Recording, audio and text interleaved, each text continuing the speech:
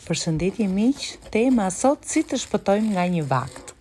Sot erdha nga puna dhe përgatita këtë tortën e kripur tak e fakt për 10 minuta.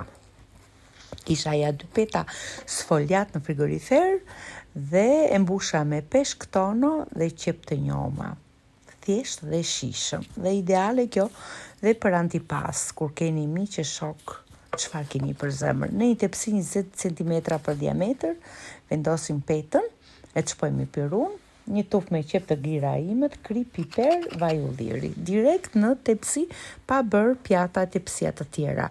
Peshk tono 200 gram, disa kaperi që kam përgatitur vetë ushi, ju që më ndiqni keni parë recetën e përzimin e mirë, vendosim petën sipër.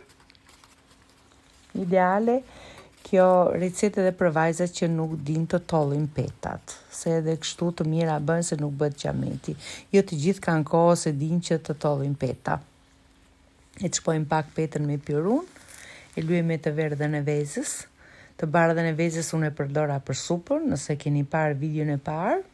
E lyejmë dhe fusën më furtë të para nxehur me 200 gradë për 25-30 minuta. Nuk ka sy shumë, se nuk ka dritë, por doli vërtet fantastike shija. Është shumë e thjeshtë për ta përgatitur.